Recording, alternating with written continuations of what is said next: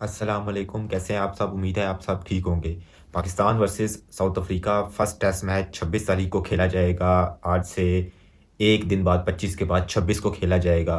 और जब last time हमने साउथ अफ्रीका का टूर किया था, साउथ अफ्रीका का टूर 2018-19 में जो हमारी सीरीज़ हुई थी, 2019 में टेस्ट सीरीज़ हुई थी, तो उस वक्त ना मुझे आज भी याद है, अभी तक याद है कि हम लोग टेस्ट मैच देख रहे थे और पाकिस्तान टीम खड़ी नहीं हो पा रही थी। जो भी बैटर आ रहा था और जा रहा था। आपके एक्सपीरियंस बैटर थे असद शफीक, शान मसूद, सरफराज, फ़खर जमान भी था उस टेस्ट मैच में। ठीक है, असद शफीक बहुत टैलेंटेड बैटर था और आपकी रीढ़ की हड्डी हुआ करता था। मिसबा और यूनस के जाने के बाद वो रीढ़ की हड्डी हुआ करता, लेकिन वो भी उधर उस तरह खड़ा नहीं हो सका, बड़े नॉक सो नहीं कर सका। तो मतलब आपकी उस टाइम पीरियड में ना, उस सीरीज़ में, टेस्ट सीरीज़ में आपकी टीम ने बहुत स्ट्रगल की थी। आपकी टीम जैसे कहते हैं ना, ज़ीरो परफॉर्मेंस के साथ खेली थी। लेकिन मुझे आज भी अभी भी याद है कि एक लड़का था बाबर आजम। हम कहते थे यार पूरी टीम आउट हो गई, क्या स्कोर चल रहा है यार, 150 पे कितने आउट, 7 आउट हो गए, कौन कौन खेल रहा है? हसन अली और बाबर आजम। अच्छा, ये बाबर वही नया लड़का, वो जिसने 2017 में 3 सेंचुरियाँ भी की थी। हाँ, शायद ये बड़ा अच्छा प्लेयर है। मतलब ये वो सीरीज़ थी जहाँ से बाबर आजम बना था 2017 में। बैक टू बैक सेंचुरीज के बाद पाकिस्तानियों की नज़र में ज़रूर आ गया था कि यार अच्छा प्लेयर है।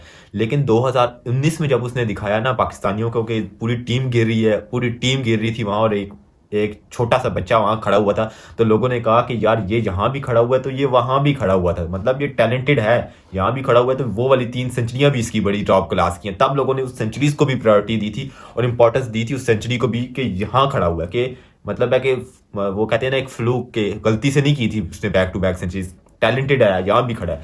तो ये वो सीरीज थी जहां बाबर आजम खड़े हुए थे और बाबर आजम ने क्रूशल रन्स किए थे। फर्स्ट टेस्ट मैच की फर्स्ट इनिंग्स के अंदर पाकिस्तान 180 पे ऑल आउट हो गई थी।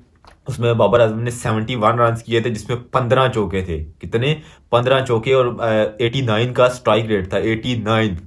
आजकल ओडीआई क्रिकेट में 89 का स्ट्राइक रेट मतलब थोड़ा बड़ा ही समझा जाता है और बड़ा अच्छा समझा जाता है। ओडीआई क्रिकेट में 2025 में, 2024 में बाबर आजम ने उस टाइम टेस्ट सीरीज के अंदर रबाडा और ओलिवर, ये दो बॉलर, ओलिवर उस टाइम पीक पे चल रहा था और उस मतलब है कि वो टेस्ट क्रिकेट में बहुत अच्छी बॉलिंग करवा रहा था। फिलेंडर बहुत अच्छा था। हाँ, स्टेन को आप थोड़ा सा एज दे सकते हो कि उस टाइम स्टेन उस तरह पीक पे नहीं था, और आप कह रहे हैं वो इंजरी से वापस आया था और वर्ल्ड कप से पहले फिर उसको इंजरी हो गई थी, तो वो इंजरियों में ही उसका गुजर रहा था। कभी इंजरी हो रही थी, एक मैच, एक टेस्ट सीरीज बैठता था, एक सीरीज बैठता था, फिर इंजरी हो जाती थी, मतलब वो कि इंजरीज में ही फंसा हुआ था। लेकिन ओलिवर, फेलेंडर और रबाडा, ये तीनों बॉलर्स, मतलब आपकी पूरी टीम ही नहीं वहां खड़ी हो पाती थी। आप वहां खुद ही देख लें जाके, आपकी पूरी टीम के रन ही नहीं थे। बाबर ने 221 रन किए थे टेस्ट सीरीज के अंदर, और बाबर आजम ने वहां 71 का नॉक खेला, 15 चौके। 71 का नॉक और 15 चौके, 64 रन, आई थिंक 64 रन आपके बाउंड्रीज पे, 15 चौके मारे, 89 का strike rate first test match के। सेकंड टेस्ट के सेकंड सीरीज में भी बाबर आजम ने 72 किए थे, जिसमें भी 15 चौके थे और 82 का स्ट्राइक रेट था। और उसके बाद थर्ड टेस्ट में भी बाबर ने 49 किए थे, 10 चौके थे, 49 10 चौके, 40 रन बाउंड्रीज पे उसने किया था। क्योंकि आपके साथ बैटर बाबर के साथ हसन अली खड़ा होता था। ठीक है, तो अब हसन अली के साथ क्या, उसने रोटेशन ऑफ स्ट्राइक करनी थी, उसने बाउंड्रीज ही लगानी थी। और एक उस पहले टेस्ट में या दूसरे टेस्ट में ना बाबर आजम ने 10 चौके मारे थे डेल स्टेन को, 10 चौके। मैं ये नहीं कहता कि डेल स्टेन पीक फॉर्म के अंदर था, लेकिन उस टाइम डेल स्टेन जो है ना 147 148 क्लिक कर रहा था उस टेस्ट सीरीज के अंदर, 148 क्लिक कर रहा था डेल स्टेन। ठीक है, उसके बाद उसने फाइफर भी लिया था उस सीरीज में। उसके बाद उसकी 12 विकेटें भी थी, 3 मैचों के अंदर 12 विकेटें थी उसकी, थर्ड मोस्ट विकेट्स थी। ठीक है, उसकी आपके आमिर की 12 थी और इसकी भी 12 थी। आमिर ने 105 ओवर करवाए थे, इसने कुछ 95 ओवर्स करवाए, इसके ओवर्स भी कम थे और 12 विकेटें थी इसकी। ठीक है, मैं ये नहीं कह रहा कि वो पीक फॉर्म थी, लेकिन डेल स्टेन की ये वर्स्ट फॉर्म भी ना आपके बॉलर्स की पीक से बेहतर है। इमेजिन करो, वो इंजरियों के साथ 147 क्लिक कर रहा था। इजी नहीं था उसको खेलना, इतना आसान नहीं था। ठीक है, वो थोड़ा सा बिलो था, लेकिन बिलो भी ना उसकी आपके पीक वालों से अच्छी है। उसकी बिलो भी 147 क्लिक कर रहा था, इतना इजी नहीं था। ठीक है ना, आप ये कहते हैं फिनिश फिनिश, 147 का बॉलर फिनिश होता है, 12 विकेटें वो ले सकता है, 3 मैच फाइफर ले सकता है वो फिनिश। आपके बॉलर्स के जो फिनिश होते हैं ना, आपके बॉलर वो 130 होते हैं और विकेट भी नहीं ली जाती। इनके जो फिनिश होते हैं ना, वो 3 मैचेस के अंदर 12 विकेटें भी लेते हैं और 147 भी क्लिक करते हैं। तो do not compare your bowlers with them. ठीक है, वो बहुत ऊपर है आपकी वो फिनिश के साथ भी। ठीक है, बहुत अच्छा था वो, जो वो वर्ड्स थे कि I have no often seen Dale Steyn been treated like this, कि मैंने जिंदगी में कभी नहीं देखा कि डेल स्टेन को इस तरह किसी ने ट्रीट। 10 चौके मारे थे उस डेल स्टेन की, एक एक ओवर के अंदर 4 या 5 चौके मारे थे उसने एक ओवर के अंदर। डेल स्टेन की शक्ल बंद के रखी थी। ठीक है, अगर डेल स्टेन फिनिश था तो आपका सरफराज क्यों नहीं मार सका, आपका शफीक क्यों नहीं मार सका, आपका शान मसूद क्यों नहीं मार सका, आपका फखर जमान क्यों नहीं मार सका?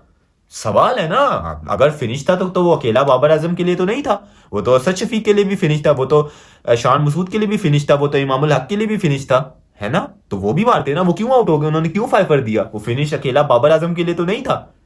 मैं आपकी बात मान लेता हूँ फिनिश था, मान लिया आपकी बात की डेल स्टेन फिनिश था, वर्स्ट था डेल स्टेन, तो फिर वो फाइफर कैसे ले गया, वो 12 विकेटें कैसे ले गया?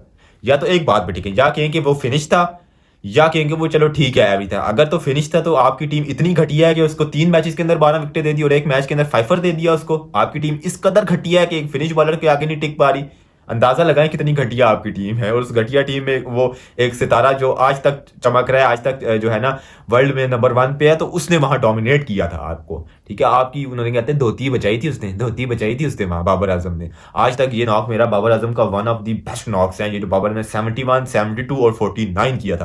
पहले टेस्ट के अंदर 71, दूसरे में 72, तीसरे में 49, ये मेरे फेवरेट नॉक्स हैं बाबर आजम के।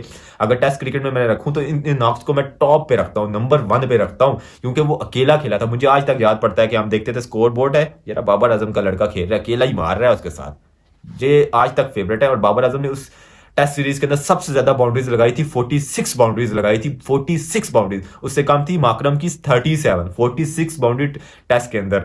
उसे एक सबसे ज्यादा टेस्ट सीरीज के अंदर 46 बाउंड्रीज बाबर आजम की थी। 79 का ओवरऑल टेस्ट सीरीज, मतलब स्ट्राइक रेट टेस्ट में तो नहीं दिखाना चाहिए, लेकिन मैं बता रहा हूं कि उसने ओडीआई समझ के खेला था। उस टेस्ट सीरीज 79 का उसका स्ट्राइक रेट था उस ओडीआई सीरीज के अंदर। 46 बाउंड्रीज थी। इमेजिन करो उस लड़के ने डोमिनेट कैसे किया था। उसने पागल कर दिया था रबाडा, ऑलिवर, फेलेंडर और डेल स्टेन को। और I hope for the best कि बाबर आजम जो है ना रन्स करें, और होप फॉर दी बेस्ट कि बाबर आजम रन्स करें। सीरीज आ रही, बाबर का स्टैंड लेना ठीक है बहुत जरूरी। अब्दुल्ला शफीक को ड्रॉप कर दिया गया है तो चले बेहतर है, उसके लिए रेस्ट करे थोड़ा सा। जो वेस्ट इंडीज के साथ होम सीरीज आ रही टेस्ट में, मैं उसमें अब्दुल्ला होगा, क्योंकि वो इजी थोड़ी सी सीरीज है, तो उसमें अब्दुल्ला का कॉन्फिडेंस थोड़ा सा ऊपर होगा। और शान मसूद ओपन करेंगे, कामरान वांडा बाबर 4 नंबर पे खेलेंगे। और बाबर ने ऑब्वियसली वापस आना था टेस्ट सीरीज के अंदर। आप अपने इतने बैटर को मतलब है कि रेस्ट नहीं करा सकते इतनी बड़ी सीरीज से। और मैं उम्मीद लगाऊंगा कि बाबर आजम का अपना बड़ी, क्योंकि बाबर ने जो पिछली जो सीरीज थी आप देखो, उसने बैकफुट पे बहुत गेम खेली थी उस जो 2019 की सीरीज थी। और इस टाइम भी अगर आप देखो डीआई में बाबर आजम थोड़ा सा बैकफुट पे थोड़ा सा इंप्रूव है। वो मिड विकेट पे विकेट दे रहा है, लेकिन वो बाउंसर है, लेकिन वो बैकफुट पे थोड़ा सा इंप्रूव, अभी अच्छी गेम नहीं है उसकी, बैकफुट पे अभी भी कमजोर है। लेकिन 3-4 मैचेस में देखा जाए तो उसने उसका बैकफुट बड़ा अच्छा है। वो रबाडा को कट मार रहा है और जॉनसन को पुल लगा रहा है, तो यहाँ बैकफुट की गेम है और यहाँ बाबर आजम ही कामयाब होगा। और शान मसूद पे भी बड़े नजर है, क्योंकि उनको अब कप्तानी वाली इनिंग्स खेलनी है। उनकी बैटिंग पे थोड़ा सा सवालिया निशान बन रहा है, उनको स्कोर करना है शान को, क्योंकि डेब्यू 2013 से हुआ है शान भाई, तो यहाँ शान का स्कोर करना बहुत ज़रूरी है, सैम का स्कोर करना बहुत ज़रूरी है। और इंशाल्लाह चलें नेक्स्ट वीडियो में कल मुलाकात होती है, चैंपियंस कप का फाइनल है कल मुलाकात होती है। फी अमान अल्लाह।